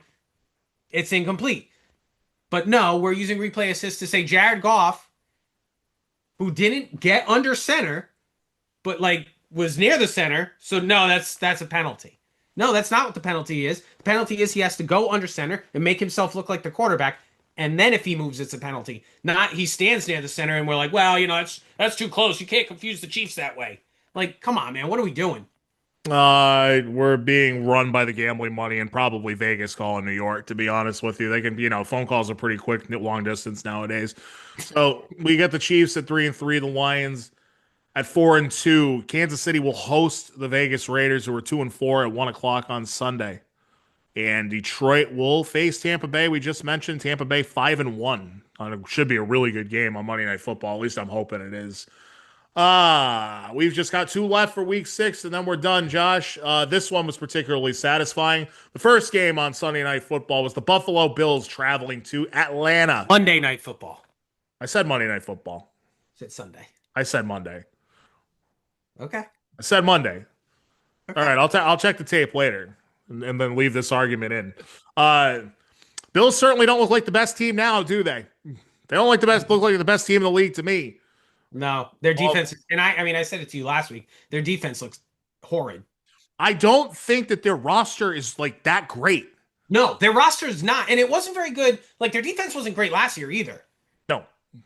And you saw how porous their offense is when they're missing a couple guys. Like, because you don't have an elite pass catcher, obviously I think their running back's top tier. He is. But because you don't have an elite pass catcher, when 1 or 2 guys are missing, well, your receiver by committee doesn't really work when you're missing a couple cogs. Because they were missing Kincaid and was it Coleman? Who was the other one? Coleman. Yeah, so they were missing those 2 guys, and you could tell Josh Allen never looked comfortable throwing to anyone but Shakir. That's there were a few Patriots teams like that over the years where they basically just said Brady's so good we don't really care who he's throwing to. He's going to elevate everybody. 2019, right? 2019 is a perfect example of that. That's a great example. 2013 was a good example of it. So was 2006 where they made it all the way to the AFC Championship game with absolutely nothing at wide receiver. It seems like that's what they're doing to Allen. I'm sure part of it's because they don't have the money to pay a receiver because they're paying Allen. But the roster as a whole doesn't feel like anything special to me. Mm-mm. And they were 4-0, but who did they really beat? Well, I told you I had a stat about that. The teams that their victories are against, 3-21 are the combined records of those teams. That's pretty darn bad. That's very bad. It's not good. No. Yes. So anyway, I was satisfied with this result. Atlanta 24, Buffalo 14. Atlanta suddenly playing very well. Falcons went up 21-7 in just under 4 minutes into the second quarter after a Bijan Robinson 81-yard touchdown run. They never looked back from that. Allen threw 2 bad picks on the night, but neither of them led to points for Atlanta. Second one came down 10 on the Atlanta 16 with only 51 seconds left. Buffalo still could have scored and gone for the onside kick had he not thrown that pick. Just saying.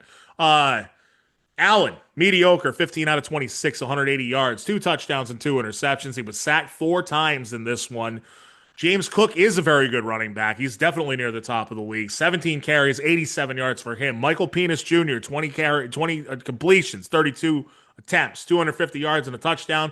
And one of the best players in the entire league, Bijan Robinson, 19 carries, 170 yards and a touchdown. 6 catches for 68 yards. That's 238 yards from scrimmage on just 25 touches. Robinson's 822 yards from scrimmage lead the NFL. Now, what was his first year with Arthur Smith, where he was like barely touching the ball? Yeah, they were using Algier more than they were using him. Arthur Smith, what a genius. What a great guy he is. He's a great coach. He keeps getting employed. Speaking of Algier, he goes 10 carries for 32 yards and a score of his own because you can't have Bijan touching the ball 35 times. You don't want to wear him out. And Drake London Calling is a damn good receiver. Another one that nobody talks. He is coming out as, I mean, if you watched football, you knew he was a good receiver, but he's really like proving it this year that he is in the upper echelon of receivers. He really is. And again, just like JSN, not a lot of people talking about it. Exactly. 10 catches for 158 yards for London Calling, a touchdown of his own, and 16 targets, the most amount of targets of anybody in the league by quite a bit in week 6. Atlanta 2, San Francisco for Sunday Night Football. Both San Francisco 4-2, Atlanta 3-2, and Buffalo gets a much needed bye week. There are some teams that need it more, like the San Francisco 49ers. I don't think ours is still like week 13. Yeah, that's bad. Say the Patriots is in week 14, and I don't like that. That's way too late. Although if you're in a position to be in the playoffs, yeah, it's great. Then you want it. Playoffs. We have just one more to go on the week 6 slate, folks. We're moving a little bit faster than we did last time out, so that's good because that was an hour and 55. Not that anybody's complaining. Nobody's complaining, and I'm certainly not. It's good stuff, obviously. Josh Morris, he's back on the show. I'm here. See him up there. He's back on the show. We love having him on the show each and every other week. Because if it was every week, then it would be his show and my show. You see, we still got to struggle, but it's still my ego gets hurt very easily, as you can tell. Here we go. The Chicago Bears are also suddenly hot. Is it raining? Never mind. Chicago at Washington.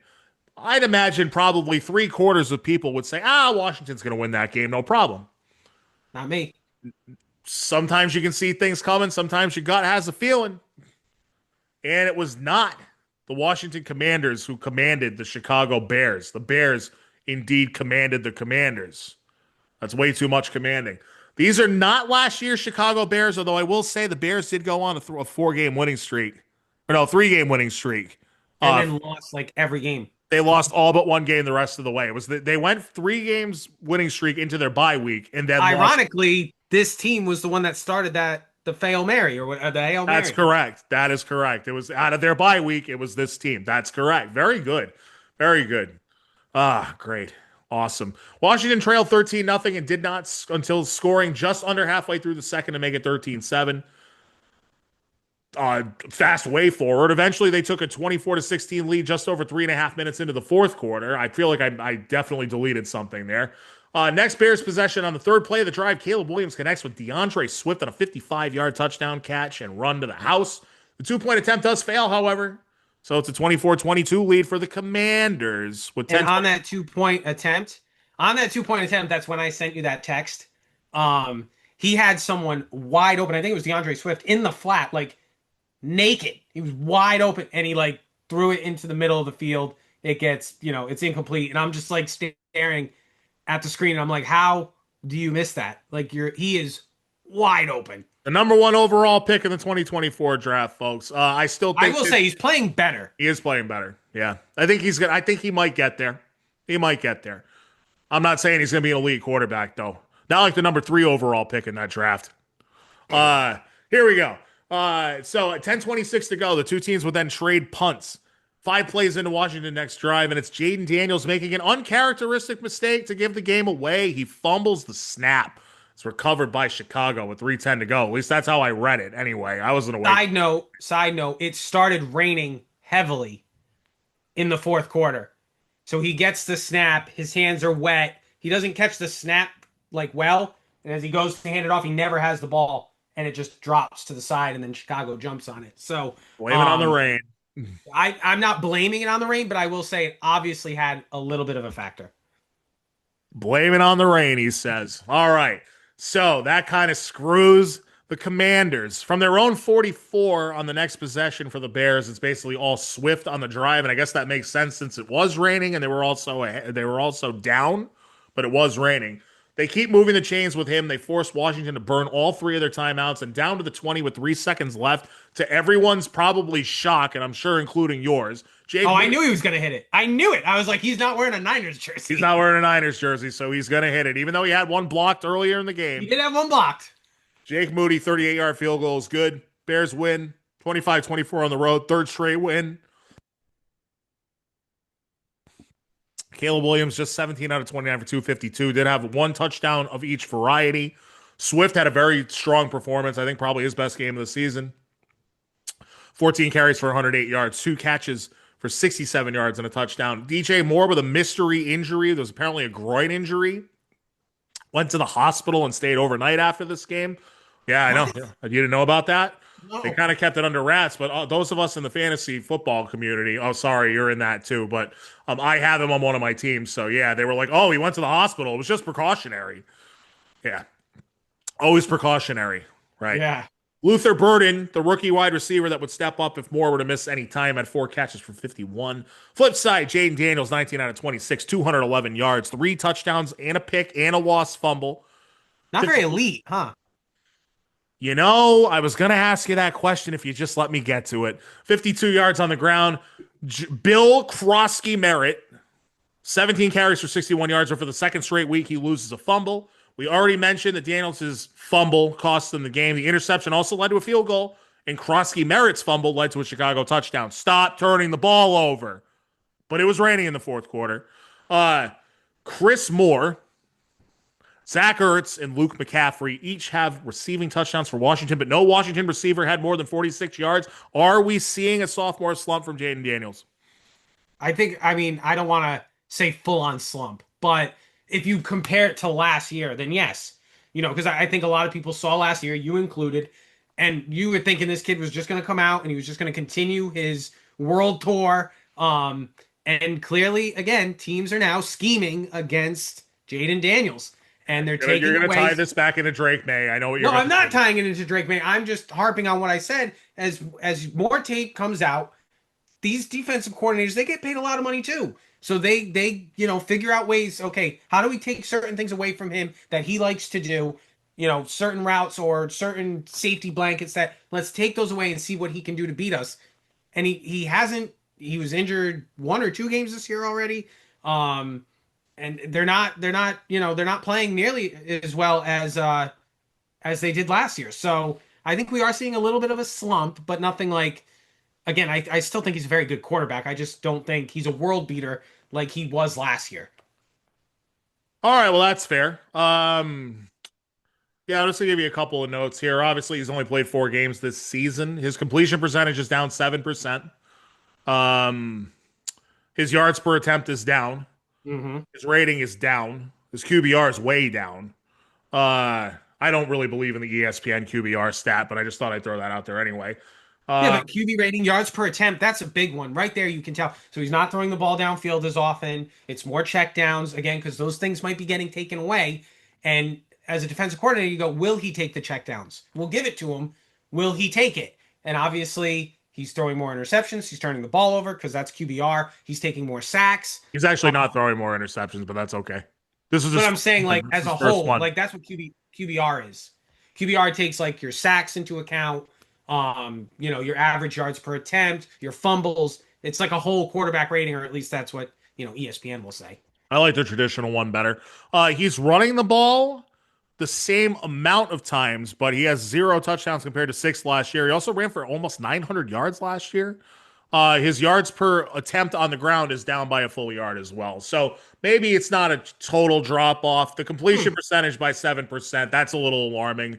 He doesn't seem like he's gotten into a rhythm. To me, he'll get better. I think he is a very good quarterback. I think he will get better. I don't think this Washington team is looking like something that's going back to the NFC Championship game anytime soon, though. I don't think that's happening. So we have made it through the Week 6 rundown. Washington will travel to Dallas to take on the 2-3-1 Cowgirls at 4:25 on Sunday. And the Chicago Bears will face a dome team, the New Orleans Saints, who are 1-5 at home Sunday at 1 o'clock. We are through Week 6, folks. Congratulations, you made it. Thanks for sticking with us. It's the Terranadome. And yeah, I need to think of a better way to say that, but I don't care. Here we go. Thursday night football. I've already mentioned this near the top of the show. Pittsburgh Steelers are traveling to Cincinnati. I get that that's not a very long travel at all, but they are 5.5-point favorites over the 2-4 Bengals. Steelers sit at 4-1. What do you think? Do you think this is going to be an ugly, low-scoring, crap bag game with the first ever matchup of two 40-plus-year-old quarterbacks in NFL history? Really? This is the first time it's ever happened? I think I saw that stat somewhere. I'll check it again. But tell me what you think while I'm checking that. But I mean, the AFC North, I feel like whenever those teams have games, it's always ugly football. Like it's old school football. Like a lot of running the ball, a lot of ground and pound, gross football. Now, granted, I don't think you'll see that with Joe Flacco because they didn't bring Joe Flacco. They didn't trade for Joe Flacco for him to hand the ball off to Chase Brown. They could have had Jake Browning do that. So he'll anytime Joe Flacco's in a game, I am hammering his attempts. Like, every week I do it, and almost every week it hits. So I'd probably say take the over because he's going to throw the ball a lot. But I don't see Cincinnati scoring a ton of points. I think the Steelers have a pretty good defense, so I think they're going to make Flacco turn the ball over a couple times. And I maybe 24-14. Okay. First of all, I was wrong about that stat. It has happened before. The last time it happened was in 2020 when Tom Brady faced Drew Brees. So it has happened. Not many times, though. A handful of times is what I was able to uncover quickly. But they're still really old. They're really not that much older than us, but, they're old. In terms of sports, they're old. Yeah, Flacco's going to put it up 43 times tonight. He's going to throw for 250 and 2 touchdowns. Chase Brown will surprisingly have a good game. He's been dog crap this year. And the stars are going to align. The stars are aligning. It's a short week. The teams that have to travel on Thursday night don't do well. I get that the Steelers, unless you're the Niners. Okay, unless you're the Niners who had to travel like an hour and a half. I guess that's what the Steelers are doing too, though. Yeah, I was going to say they're down the road. It's right up the road there, a little due west, and I think you're all set. But for whatever reason, I'm taking the Cincinnati Bengals tonight. I even put a 10 spot on it. I was willing to put a 10 spot at plus 205. I put a 10 spot on it, baby. Joe Flacco is going to beat the Steelers one last time. I don't know why I'm saying any of this, but maybe, just maybe, because the thing is, Rodgers isn't turning the ball over because he's getting it out so quickly. The Bengals don't have a great defense. Like, Pittsburgh's the better team. Oh, yeah. But maybe just for tonight, they're not going to be the better team tonight. That's all I'm saying. Sometimes you got to go with your gut. I like any given Thursday, I have a sizable gut, and it's telling me to take the Cincinnati Bengals, who got to get at least one win without Burrow, right? At least one. Maybe it's I don't know. Maybe it's tonight. All right, just one segment left in the show, folks, and it's when I have Josh on the show. We do a little 4-game pick'em for you. We do them against the spread. We're not being cheap. So, yeah. All right. We're going to start with our two teams. First, it's the Patriots -7 at the Titans. What do we think about this one? So, everything in my brain tells me you got to go with the Patriots and hammer it. But I have a rule. What just happened to Tennessee? They fired their coach. Fired their coach. They fired their coach. And what have I told you? You get one. You get one for firing your coach. You get one. But they're It's so almost bad. a guarantee. It's almost a guarantee. But they're so So bad.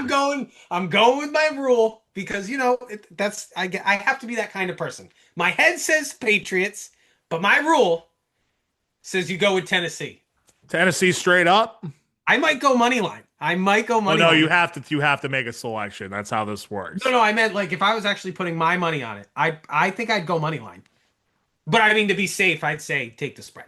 Okay, he's saying that they cover the spread, not that they actually win. Dude, they are so bad. They are. They're terrible. They're so terrible. bad. I'm sorry. I understand. Like in the back of my head, I'm kind of thinking it too. Like I'm kind of thinking it way back here, where I'm like, they might F this up, But it's Vrabel's return to Tennessee. There's no way that team is not going to come out guns blazing. I would agree. Pats by at least 10. I would say if you could take the alternate line for the Pats, I would do it. But again, I have a rule. Change a quarterback or firing a coach. You get the free one. Yo, who's the interim coach? Who knows? Yeah, exactly. Yeah. Okay. All right. Sure. I Fine. don't even think they announced it when they I'm sure it was on but ESPN didn't have it as an announcement. They were just like, he's fired. Mike McCoy. It's Mike McCoy, the former Chargers head coach. Mike McCoy. Okay. A guy that has head coaching experience. You get Pats one. by at least. Pats by 10. I'm sorry. I can't. I'm not even being a homer. It's just objectively speaking. Maybe Like I a little said, bit. my head says you go with the Patriots. My head says that. But my rule, like Max Kellerman, he was so dug in on Tom Brady that he just kept putting his foot in. To the point where he lost his job. Yeah. That's a good logic. I'm take committed. He's take committed. I'll at least respect the horrible opinion, folks. All right. Well, how do you feel about this one? Kansas City is 12-point favorites against the Vegas Raiders at home. No, you take the Raiders with the points. You take the Raiders with the points. Absolutely, 12 totally points agree. is a lot in the NFL. It's a lot, and especially in a division game too. In a division game. Yeah, no, division games are too weird. 12 and 12 points. They're begging you to take. They're begging you to take Kansas City, really, because they're riding high. I bet a lot of money will be on Kansas City. Me too. That's why I also like the Raiders plus 12. I already listen. Was it these four that I put in a parlay? It wasn't these four, but one of them. Two of them are the Pats and the Raiders. And I don't know. Doesn't matter. It's my bets. Doesn't matter. Okay, we both hammer the Raiders to cover the plus 12. I think that's a great bet. This one interests me quite a bit. Tampa Bay is on the road at Detroit on Monday Night Football, and it's a 5.5-point spread. Detroit favored by 5.5 over the 5-1 Buccaneers, and I know that they're beat up, but 5.5 points for a really good Tampa team. What do you think? Bucks money line. Bucks money line. Wow. Okay. Bucks. I don't know if they played last year. I think they did. They did. I think it was one of their only losses. Right? They beat Detroit last year. It was one of their only losses. In Detroit, I believe, too. And I think they played him. Did they play him in the playoffs a couple years ago, too? They did. They did and beat him. Yep. Tampa Bay has their number, so I'm going Tampa Bay money line. I'll be a little bit more conservative, but I like the Bucks to cover the 5.5. That's going to be a tight game. And last but not least, of course, the San Francisco 49ers are 2-point favorites over the Atlanta Falcons. 2 point. Yeah, they're home. They're at home. Right. So it's really a pick 'em. Yeah. But they're 2-point favorites over the Atlanta Falcons on Sunday Night Football. Take it away. Atlanta. Is Atlanta winning the game? Yes, absolutely. I'm with you on that. I think they're winning that game too. It's San Francisco. It's not because at full strength, San Francisco's a better team, right? Yes, I agree. They are not anywhere near full strength, and they won't be for this game either. So no, I don't think they'll stop Bijan. I don't think they'll have a chance against Bijan. Not without Fred Warner, they won't. No. So, like I texted you, maybe I'm wrong. Maybe they figured out the signal calling. Bethune or Winters. I don't know who's going to be the head of the defense. If they can figure that out, maybe. But if you got a gun in my head and you said you got to put money on it, I'm putting money on Atlanta, probably money line, and I'd probably say Bijan over 100 yards. I think those are two strong bets. That's a lot for you to chew on this week, folks. I appreciate it for checking out. One more bet for our New England fans. Okay. 40.5. 40.5 for the Boston Hammering. Celtics. Over Hammering. all the way. Boston Celtics over 40.5 all day. Hammer it. All day. It's Absolutely. an insult. That is an insult. That's an insult to the great Joe Mazzulla, who just played a coaches versus media game and won 57-4. What a psycho. I love it. I was going to say, that is so Joe Mazzulla. I love that guy. He's great. Love Joe Mazzulla. Yes, but hammer the Boston Celtics over 40.5, folks. Only got like 4 days, right? 4 or 5 days? Well, their season starts on Wednesday. So 6 days. Yeah, I'll find a way to throw some gas on that. Folks, Josh, thank you, of course, once again for being on the show, as always. Thank you for having me, sir. Appreciate it, of course. It won't be the last time. But folks, my name's S.Terrana. It's the Terranadome. If you're watching this and listening to it, you probably liked and subscribed and all that good stuff. Please feel free to tell your friends and all that good stuff. And please, for the love of God, there's things, outside of this little show that we do here. Things aren't always so easy. So tell somebody you love them today because tomorrow is not promised. And that I am telling you, I promise you that is true. Tell somebody you love them today because tomorrow is not promised. Thank you very much. We'll be back probably next Wednesday. Might be Thursday. I don't know. We'll see. You'll have to tune in to find out. It's the Terranadome. Have a great night, everybody. Peace. Say his name and he appears. I believe in Joe Hendry. I believe in Joe Hendry. Cause they love him in London and Paris and Tokyo, America, Scotland and Canada and Mexico. They say I believe in Joe Hendry. I believe in Joe Hendry.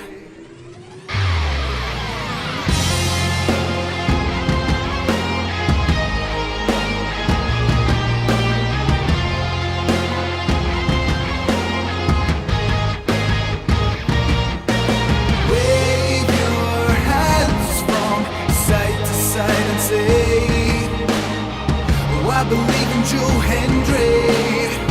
Joe Hendry is a prestigious way.